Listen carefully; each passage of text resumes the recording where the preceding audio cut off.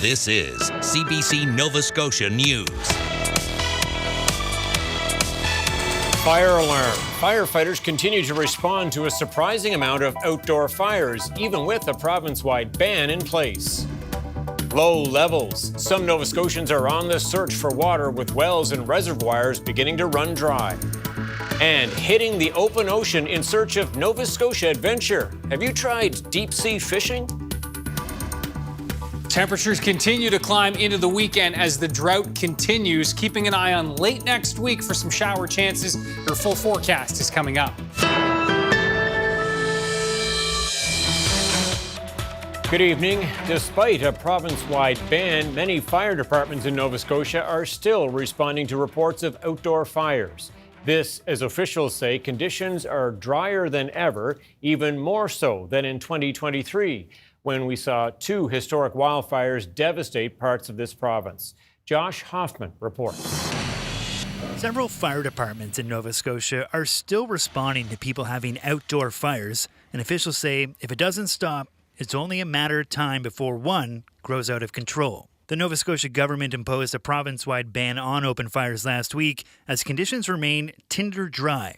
The North Sydney Fire Department responded to at least half a dozen outdoor burns in the days after the ban was put into place. It's actually quite surprising. I mean, for how aware people are, with Facebook and social media and things, this stuff is publicized. It's out there. People should realize that this burn ban is in place. And I find it very surprising when they use the defense that we didn't know. They should know. McIntosh says it's not only very frustrating that people aren't following the rules, but also incredibly dangerous. The fires can spread so quickly. Everything is so tinder dry. A fire that starts in one area, it's not going to be, an hour later or 2 hours later or whatever. It's minutes later. It can cover, fields, and it's going to move fast. It's going to endanger people. It's going to endanger homes. The Department of Natural Resources says the province is drier than ever before, even compared to 2023, when Nova Scotia saw major wildfires in Shelburne County and Upper Tantallon. Officials are urging people to help prevent another fire like those from happening again. Given the forest conditions and the weather, in terms of that, everything's there to have that situation. So what we're trying to prevent now, the vast majority of fires in Nova Scotia are human caused. That's in contrast with some other provinces and areas in Canada. We should be able to prevent virtually all of our fires here in Nova Scotia. The fine for violating the fire ban is $25,000. And the province said earlier this week it's already handed out 10 tickets so far. Tingley says they're busy enforcing the ban as well, and he hopes Nova Scotians do their part and follow the rules until conditions improve. Josh Hoffman, CBC News, Halifax. Meanwhile, Nova Scotians are scrambling as the province dries up. Wells and reservoirs are getting low, and municipalities are implementing conservation measures amid drought-like conditions. The CBC's Kyle Moore reports.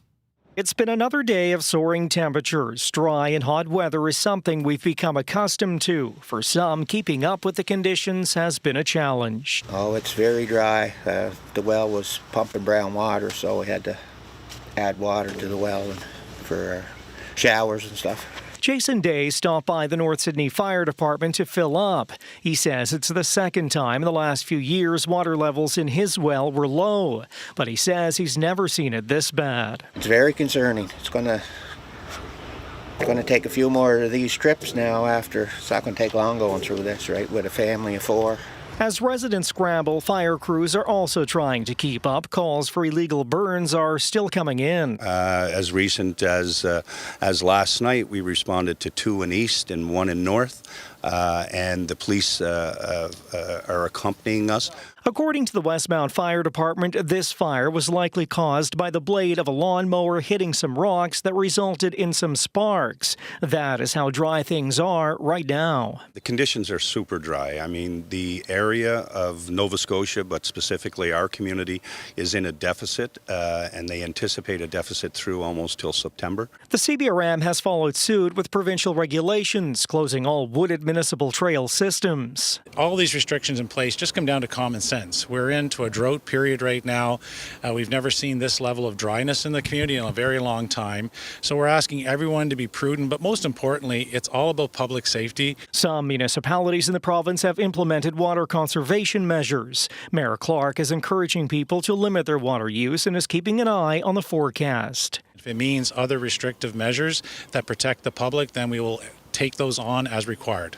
Back in North Sydney, Jason Day is hoping his trips for water will soon be few and far between. Kyle Moore, CBC News, North Sydney.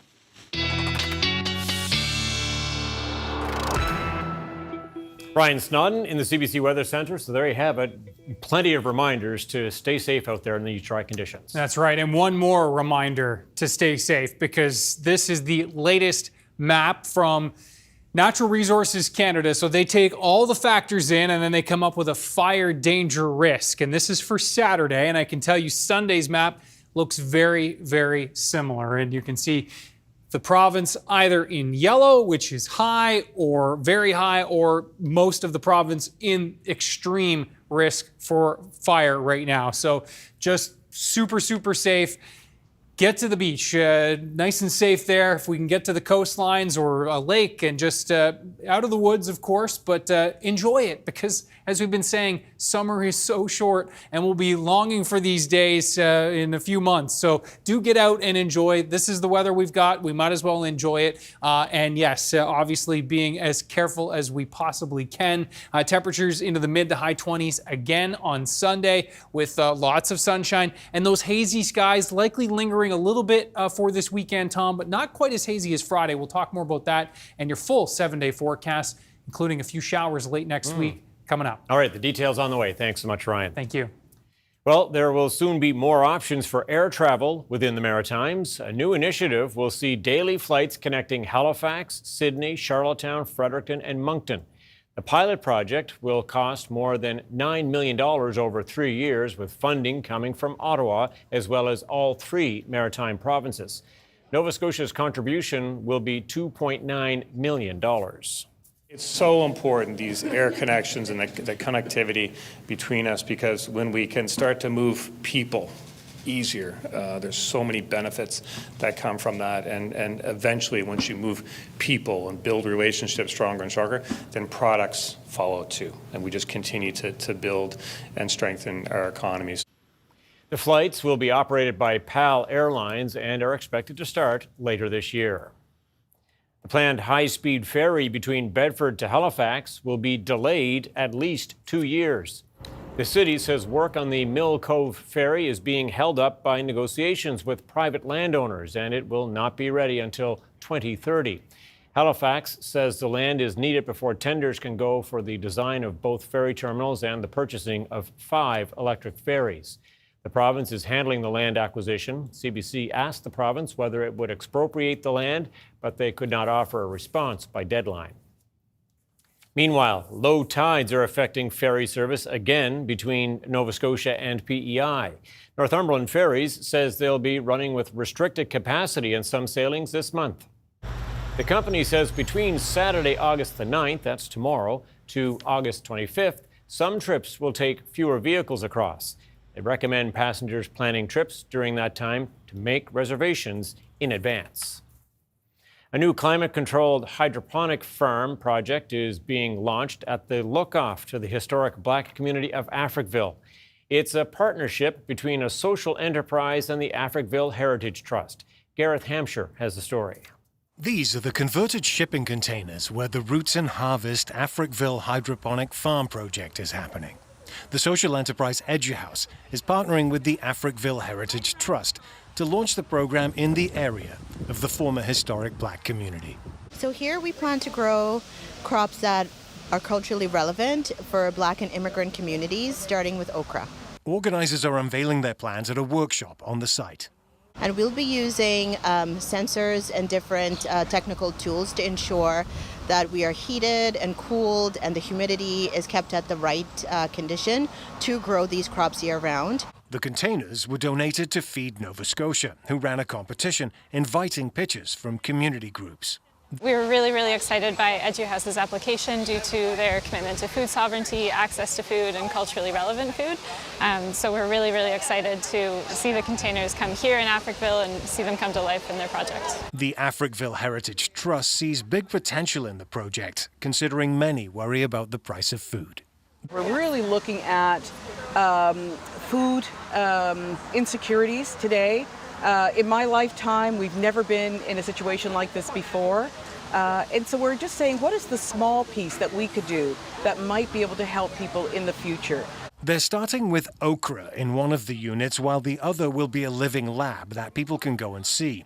Some former Africville residents are here to support the project. The people of Africville were able to sustain themselves because they were farmers. They knew how to make things go far. They knew how to grow things. They also used everything they could from the earth and from the waters. And so I think it's very significant and very appropriate that it's happening here. People will be asked to pay a small annual fee to become members. There is still some work to be done to hook the units up to water and power before the growing begins. Gareth Hampshire, CBC News, Halifax. In the wake of U.S. tariffs and 51st state rhetoric, many Canadians are choosing to stay close to home. So the CBC's Jeff Douglas wanted to hit the road and find some adventure in our own backyard. First up, deep sea fishing. Hey, I'm Jeff Douglas. This is Canada's Ocean Playground. We're going fishing. So we are going around the province checking out some of the amazing things that you can do right here in Nova Scotia. Today, we're going deep sea fishing. The fine folks at Lunenburg Ocean Adventures offer a pretty good palette of adventures for the seafaring type. I'm going to keep it pretty tame. I mean, who am I fooling? I'm here in Lunenburg to redeem myself and bring honor to my family. So, full disclosure, I am the worst fisherman in the history of time, really. I've never caught a fish, actually. And not only that, but when I go fishing with people who are really good at fishing, they have their worst days ever. It's like I'm cursed. And so today, I am going to break that half-century hex. No pressure. This deep sea fishing thing is kind of a twofer because it's a bit of a haul out to the fishing grounds, so you actually get a bit of a cruise in. We sail by the lighthouse at the entrance of Lunenburg Harbor and the sea caves at Ovens National Park. And we actually got teased by a minke who just kept popping up on either side of the boat and driving everyone nuts. Right here. Right over the bow. Wow! You don't have to worry about any of the gear. Amy's going to show you how to use your rigs. Listen up, please. All you have to do is show up. The bait, the rods, the reels, all that stuff is looked after. If you are one of those people, avid anglers are welcome to bring their own tackle. All right, here goes nothing. There we go. Just like that. Thumb on. Thumb on? That's the most important thing. All right. Don't go, don't go.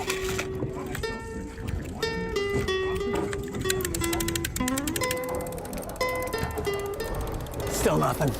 At least in this case, my curse doesn't seem to be rubbing off on everyone else. They are having a blast. They are catching fish. I am still struggling. Oh, we'll see. Captain Bill, however, will not accept failure. We're on something. Look at him coming out of the water here. Oh, yeah. Where it's kind of bubbling and shiny. That's a bait ball. Brian, I'm gonna catch a friggin' fish. There's fish all over the place. I'm gonna break the curse right now. All right, let's get it on. I'm so stoked.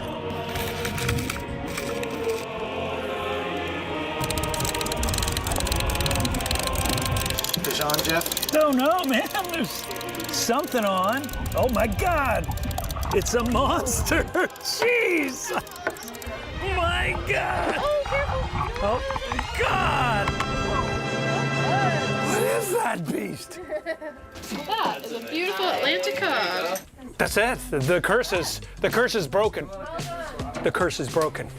So this is a great way to spend an afternoon if you're down on the South Shore and you want to go out and play fisherman, or you're an avid angler and you just want to get your hands on some cod. Plus, there's the cruise thrown in. And look, if a guy like me can catch a fish, can catch several fish, then I think it's a safe bet you're going to have some good luck too.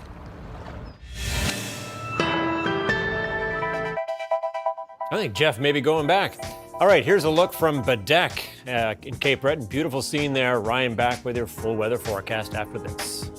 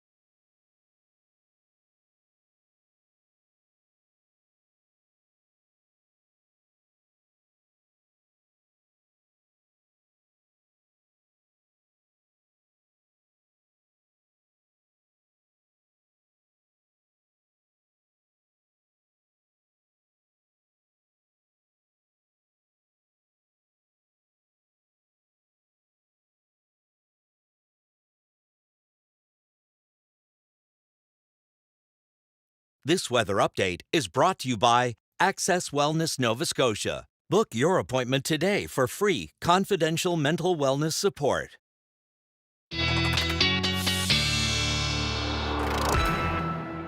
All right, sitting here wondering if Jeff's having fish for dinner tonight after that successful outing on the boat. That was great.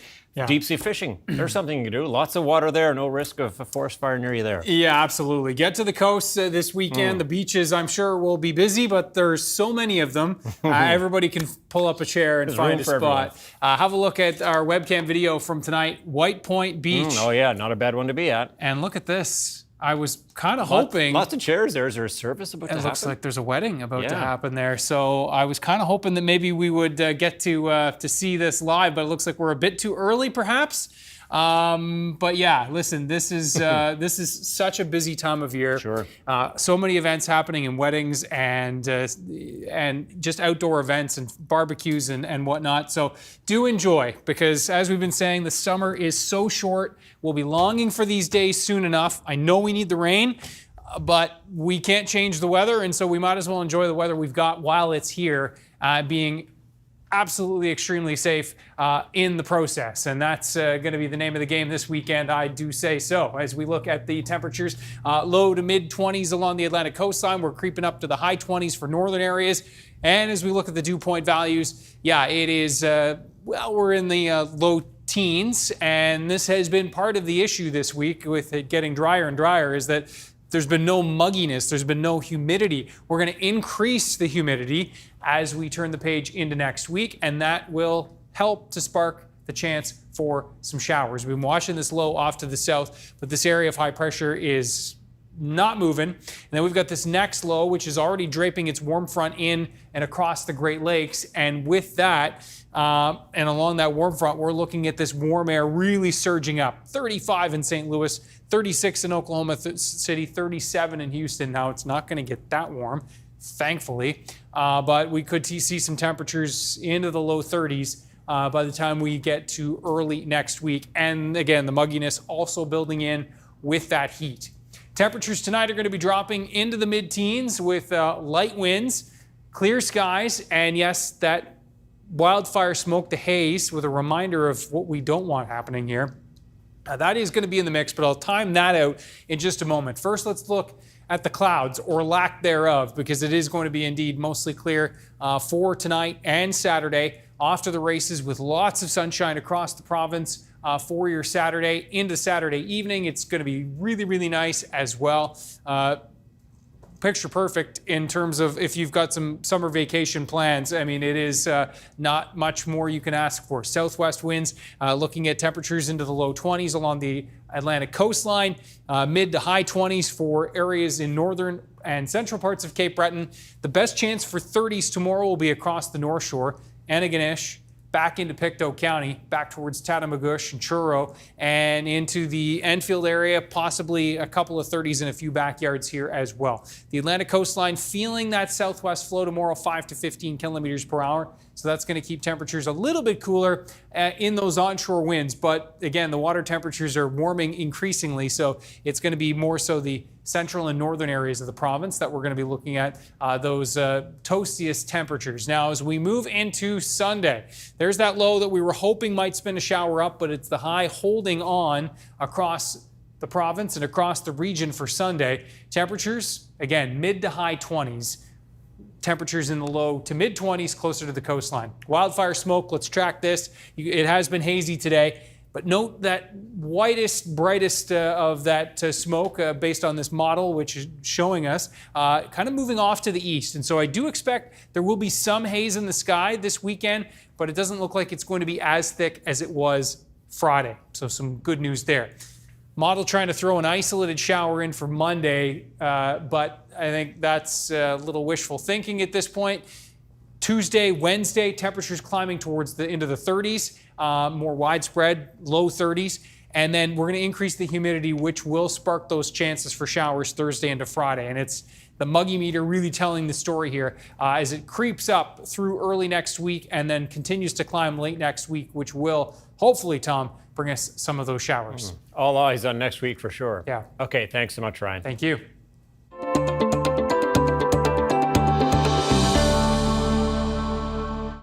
The Canada Games kick off today in St. John's, but there's been a haze hanging over the region from burning wildfires on the province's Avalon Peninsula. Organizers and athletes have concerns about air quality for those competing outdoors. The CBC's Alex Kennedy has more on what the sports community is calling for. It's full steam ahead for the 2025 Canada Games. Soon, players from across the country will be storming this soccer field in CBS as a wildfire continues in nearby Holyrood. The head of the Canada Games says organizers will be monitoring conditions daily, working closely with the province's Emergency Operations Centre. At this point, they have assured us that there should be no impact to the 2025 Canada Games. Sheriffs says there are built-in contingency plans, like extra time to accommodate for weather delays. Environment Canada will also provide daily air quality updates. And the temperature isn't the only thing heating up, with temperatures expected to reach upwards of 30 degrees next week. Sheriffs says they'll be ready to pivot if necessary to ensure that athletes are kept out of harm's way. And that's always the first priority that we will have. The health and safety of our athletes will be always considered in our decision making, whether that's a heat factor, weather factor, or air quality factor. As the games are gearing up, Dr. Janice Fitzgerald has been urging the public to stay inside, warning wildfires can reduce air quality levels. It's a situation changing by the hour. For the most part, I think things are good to go here now. Obviously, we're going to be keeping an eye on things. The Canada Games Host Society are keeping an eye on things very closely, just to make sure that the conditions are best for the athletes to be active. While officials are watching the weather, others in the soccer community say it may be time to consider other options. The Mount Pearl Soccer Association has been canceling practices this week due to smoke and say it could carry over into the games. I think it could be a very big deal depending on kind of where these fires spread to, if they continue to spread. Mount Pearl's league director wants to see a stronger stance. Chris Follett is also a firefighter of 15 years and believes the games should consider moving outside events indoors where possible. Dr. Fitzgerald says it's too early to make that call, but conditions will continue to be monitored daily. Alex Kennedy, CBC News, St. John's. Coming up, Mothers Coming Together. A community event in East Preston aims to support families dealing with grief.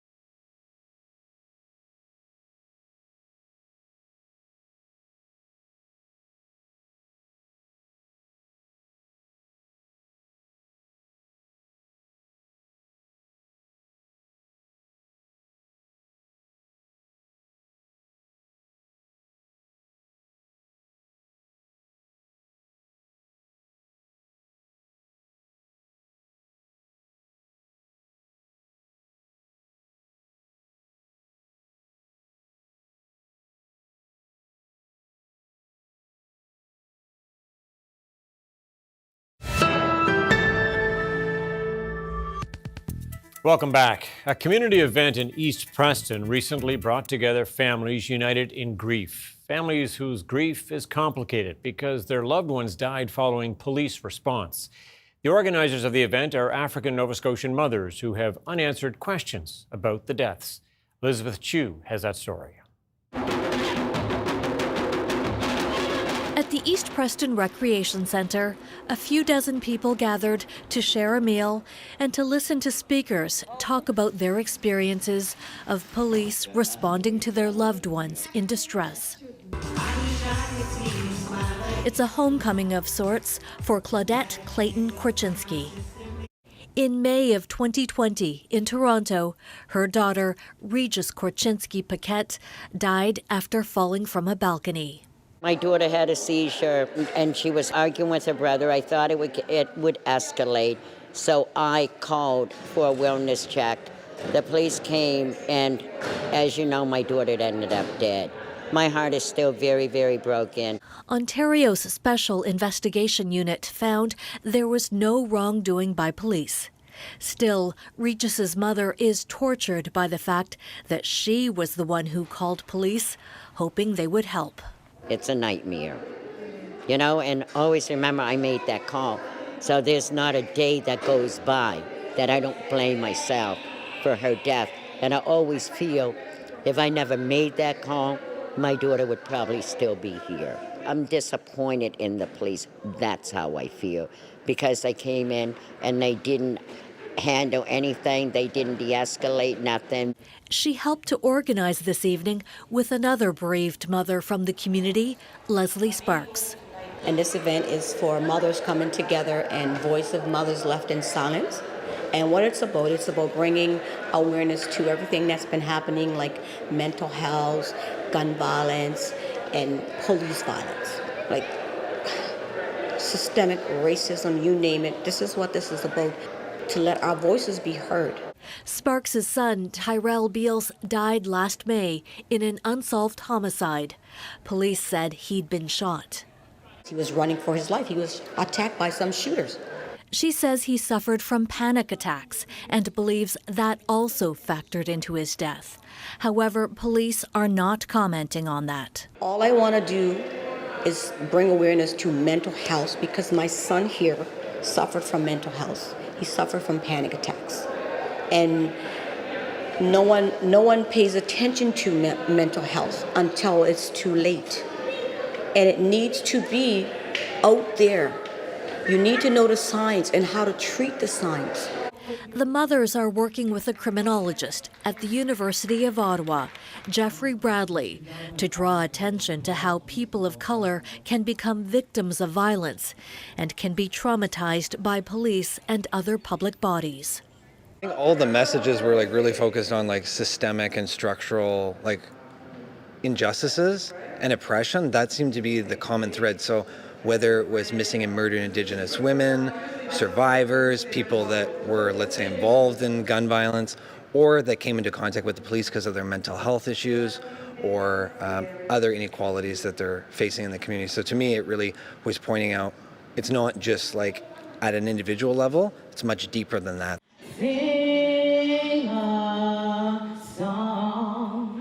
The organizers are planning another event like this one in North Preston and hope young black men, a community impacted by gun violence, will show up. Hopefully, what happened tonight, people will be talking about it and they'll be talking to their children and everything. So just maybe we make it, even if one person came out tonight and listened, that's changed to me.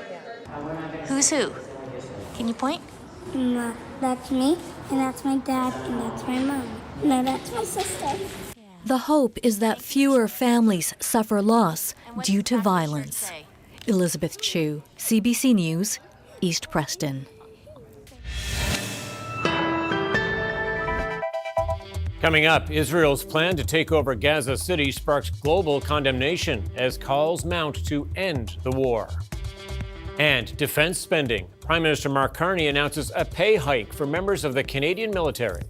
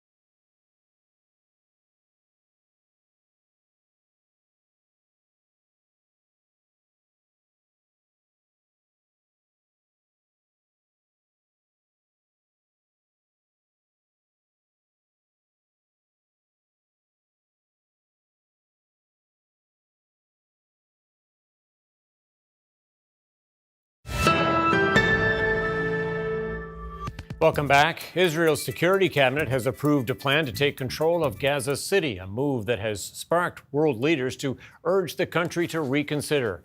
Even critics in Israel say the plan would endanger the lives of hostages. The CBC's Chris Reyes reports. It's all that's left of Gaza City, rubble and tents. Those who live here are barely hanging on.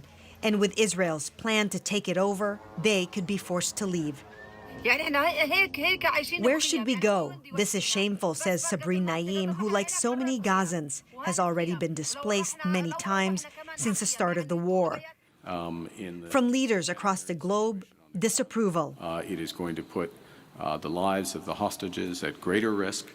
Germany, a major arms supplier to Israel, says it will no longer export military equipment that Israel can use in the Gaza Strip. The EU and the UK urging Israel to reconsider their action. British Prime Minister Keir Starmer called the Israeli escalation wrong, saying it would only bring more bloodshed. And it's very unclear how this serves Israel's long-term strategic objectives. Ahead of his security cabinet meeting, Prime Minister Benjamin Netanyahu said Israel doesn't want to govern Gaza. We want to hand it over to Arab forces that will govern it properly without threatening us and giving Gazans a good life. The plan also proposes disarming Hamas, demilitarizing the Gaza Strip, and the return of all hostages. Israeli officials say 50 remain, 20 are believed to be alive. The IDF would carry out the operation and deliver aid. Jerusalem resident Elena Mizrahi says the cabinet decision could put the hostages' lives at risk. I think it's just a matter of protecting us, from future terrorists. Infiltration again. Humanitarian Shana Lowe's biggest fear, Netanyahu's plan, could be the final blow to Gaza. It feels like this could be the moment where it all comes to an end, where Palestinian life in Gaza will not be sustainable at all. Even in Gaza, despite the circumstances, there is the will to stay. Where should we go, says Sabrine Naim. I say let us die where we are. It is better. Israel already controls most of Gaza. Its latest plan would amount to an almost complete takeover of the enclave. Chris Reyes, CBC News, London. Prime Minister Mark Carney announced a pay increase for members of the Canadian military while visiting CFB Trenton. He says the plan will boost recruitment, revitalize retention, and bolster operational readiness. The CBC's Ashley Burke reports. We're at the country's largest airbase where the Prime Minister announced that he's moving forward with a campaign promise to try and help the military's staffing crisis. The Canadian Armed Forces is short more than 12,700 members in total, and there are about 40% of the occupations are facing critical shortages. The Prime Minister unveiled a complicated and a gradual series of pay top-ups and incentives that are expected to help the lowest-ranking members of the military the most, with a 20% pay hike. So I would underscore that, we have not seen something, Canada's not seen something like this this millennium. It hasn't seen it since the late 1990s. So it's a generational shift, and we're proud of it.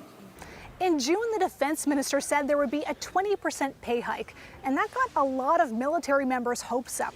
They thought it meant across the board for everyone, but the way the system is rolling out is that the higher your rank, the lower the pay hike. So it's either 8%, 13%, or for the lowest rank, 20%. Now, I asked the Prime Minister about this. He defended the move, saying a number of other incentives that they are rolling out. So if you are someone, for example, that's been asked to move a lot, you're going to get paid more. If you're someone who's being asked to live away from their family, you could also see a pay increase. Or someone that's working in a field where there are critical shortages. And we spoke to the Chief of Defense Staff about that. Here's what she had to say. Many of them are in a technical trades that many private industries also required. So signal operator, which is cyber, transmission, electronics, Maritime technicians are some of the examples where we are offering bonuses to attract people to join. The Chief of Defense Staff hopes that these changes will help in some areas, but said there is still more work to do to hit her target of full strength by 2029. Now, what was announced today will cost $2 billion a year, and that will go towards Canada's target to hit 2% of defense spending, which is the NATO target, and is part of the $9 billion that the Prime Minister already announced. Ashley Burke, CBC News, Trenton. Statistics Canada says the Canadian economy lost more than 40,000 jobs in July. That pushes the share of people employed to an 8-month low. The loss of jobs were concentrated among permanent employees, the agency said. They add the unemployment rate, however, remained unchanged, but at a multi-year high level of 6.9%. Economists were expecting the economy to add over 13,000 jobs and that the unemployment rate would tick up to 7%. In Canada and around the world, about 2/3 of people diagnosed with Alzheimer's are women. For years, researchers thought that's because women tend to live longer. But as Jennifer Yoon explains, scientists now say while age does play a role, there are other prominent risk factors as well. She just kept on going. She never rested. She never really took much downtime. Working 3 jobs, Sonia Cox refused to slow down most her life. But when Alzheimer's symptoms showed up, she deteriorated fast, says her daughter. She forgot my dad first. More women get diagnosed with Alzheimer's than men. For years, scientists assumed that was because women tend to live longer. Now, that understanding is changing. Researchers now think while age does play a role, so too do other risk factors. We are really starting to discover that men and women are different in regard to the risk of dementia. For example, the timing of key hormonal changes like menopause. If the menopause is below age 40, we call it premature. And if it is between age 40 and 44, we call it early. And those are now being shown to be clear risk factors for cognitive decline and dementia. But there's also so much scientists still don't know. We're playing catch-up at this time. Your task is to say whether you remember seeing the face. This researcher searching for early signs of the disease through brain scans and blood samples. We're trying to understand whether or not menopause is a window at which some females might be showing early signs of Alzheimer's disease, and whether we could capture them early so they could enter treatment and decide to alter their lifestyles to better age. She actually had a full hysterectomy. Looking back, Angelita now knows her mom was at greater risk for Alzheimer's because her ovaries were removed. That induces menopause and increased her risk of cognitive decline. It's led Angelita to change her choices. I take better care of myself. I'm more aware of the hormonal challenges that I have. So when it became time for me to deal with my fibroids that I had, I chose not to have a full hysterectomy. Okay. I know you're going to make your punch. Angelita works 2 jobs still, but she's trying to slow down and pass those habits down to her daughter. Jennifer Yoon, CBC News, Toronto. An Ontario high school teacher has been issued an apology after being wrongly accused by Meta of using Instagram for child exploitation. The mistake was eventually fixed and her account reactivated. But as Sarah McMillan tells us, she's not alone in her frustration with Meta's social media moderation. The surprise came from Megan Conte on a recent Saturday morning when she got a text message from a friend. Asking me if I had blocked them on Instagram. When I went on Instagram, it said you can no longer access this account. And that's when I got the notification that I was suspended. The notice alleged the high school teacher's account went against standards on child sexual exploitation, abuse, and nudity. I was very surprised. I was pretty hurt, actually, especially considering what I do for a living and what I've done before in the past with children. I have worked a lot with children. Conte submitted an appeal and paid to verify her mother's account so she could access a troubleshooting tool that allowed her to message with someone from the company. But even after more than an hour messaging back and forth through her mother's account. No success, she says. It wasn't until hours after CBC contacted Instagram's parent company Meta to ask about Conte's complaints that her account was reactivated and she got an apology from the company. In a statement to CBC, Meta says we take action on accounts that violate our policies, and people can appeal if they think we've made a mistake. But Conte and others want that appeals process to be improved. Brittany Watson has started an online petition calling out what she believes is an over-reliance on artificial intelligence in Meta's content moderation. People are being flagged for things they didn't do. They're losing their memories, their communities, and sometimes their income. It is automation run amok. Tech analyst Carmi Levy says stories about seemingly arbitrary account suspensions are all too common. We unfortunately find ourselves in a situation where AI is judge, jury, and executioner. Meta did not confirm if AI was behind Conte's account suspension, but the company said it uses a combination of people and technology. Conte is happy to have her account back and her 15 years of photos, memories, and contacts, but she still feels some unease. It's happened to me once. Who's to say that it's not going to happen to me again? Conte still doesn't know what content triggered her ban in the first place. Sarah McMillan, CBC News, Toronto. Well, many parts of the country are sweltering under the hot summer sun. In eastern Ontario, dry conditions have farmers fighting to save their crops. For one wine grower, that means resorting to a desperate measure as he waits for rain. The CBC's Dan Takema reports. One down, roughly 12,000 to go. Each and every grapevine at Broken Stone Winery is being watered by hand from tanks filled 10 kilometers away, then hauled by tractor between the rows. Honestly, I'm doubting my own sanity if considering it, but I don't know what the option is. As the sun beats down on the vineyard, staff are spending their days pumping instead of pruning. The winery's owner estimates hand watering each vine will take a week and cost at least $1,000 a day. Well, you've got to do what you can, even if it seems nearly impossible. I have to make sure that I do everything I can to prevent loss of the crop. That's just the way it is. Prince Edward County is sweltering under an unusually dry summer, and wine country is suffering. It has been drier than normal by 70 to 90%.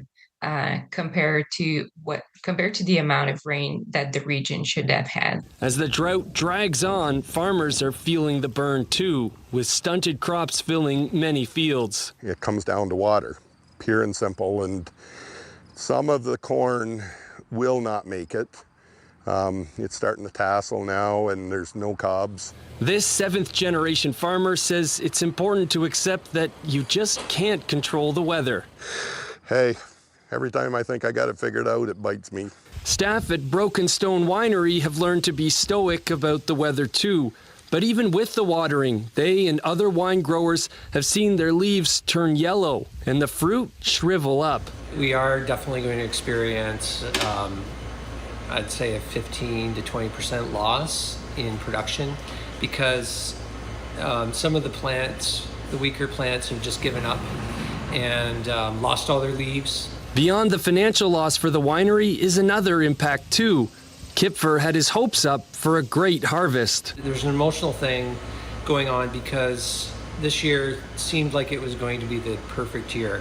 Now he's just hoping to save what he can and waiting for the rain. Dan Takema, CBC News, Prince Edward County. Canada's main stock index was flat Friday, trading a tick lower despite gains in base metals, while U.S. markets closed higher. Here's a look at the numbers as we head into the weekend.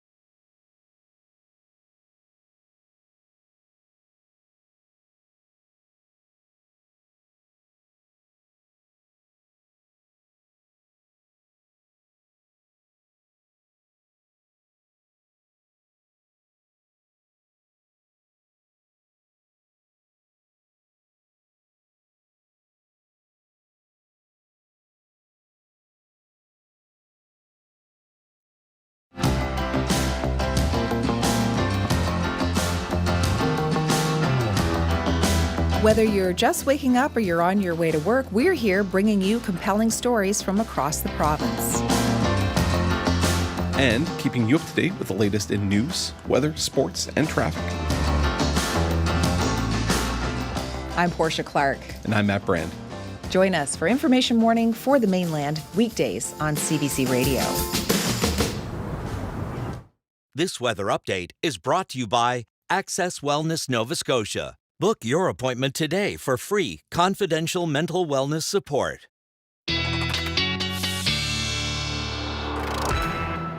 All right, what a weekend weather-wise for the beach, or stroll along the coastline, or whatever it may be. Yeah, it's a hot one and dry one out there for sure. Yeah, definitely, and a great time, as you said, to visit the beach or the coast. Have a look at this weather picture of the day. And I had the pleasure of driving through here, Northwest Cove, on my way to Bayswater Beach last weekend, actually. Mm-hmm. And Northwest Cove, just an absolutely terrific picture. Perfect. It really is. That's postcard worthy from no Joseph Robichaud. Thanks to Joseph for sharing this. Ryan's picks at cbc.ca. And indeed, it is going to be hot, but it won't be humid. It's just going to be a great day for getting outside and enjoying, but being, of course, fire safe, with an extreme risk for much of the province, so do be safe out there. Southwest winds will be light and hopefully ushering that wildfire smoke a bit further to the east. As we can see on Sunday, the winds will be light in from generally the south to southwest again. Temperatures into the mid to high 20s. So it's that area of high pressure that's just dominating, and we're watching keeping that system offshore that at one time looked like it maybe had a chance to bring us a few sprinkles, but it will stay offshore. It's the system that's building in from the west that we're watching to increase the humidity. That will be the game changer potentially into next week. And look at that forecast. And Thursday into Friday of next week, even Wednesday, we'll at least see some mugginess in the air that may trigger a shower. But it looks like Thursday night will be or Wednesday night into Thursday will be our greatest chance of maybe some widespread scattered showers, Tom. We're going to need more. We know that. This is going to be a story for a while, I think. But every little drop will help. And let's hope for late next week. Yeah, it could be a start. Okay, thanks so much, Ryan. Well, Chinese researchers have made a remarkable find deep in the Pacific Ocean. The first discovery about the camel life at the bottom, the first impression in my mind is I don't believe it. Now, this is what she's referring to, thriving communities of marine creatures that get their sustenance not by eating organic matter, like most animals, but by turning chemicals into energy. The creatures get their nourishment from hydrogen sulfide and methane seeping from the seafloor through chemosynthesis. They were discovered during a series of crude submersible dives to the bottom of two of the Pacific's deepest trenches, over 9,000 meters down and far beyond the reach of sunlight. Amazing what's happening down there. That's it for us tonight. Thanks so much for watching. We'll see you next time. Stay safe.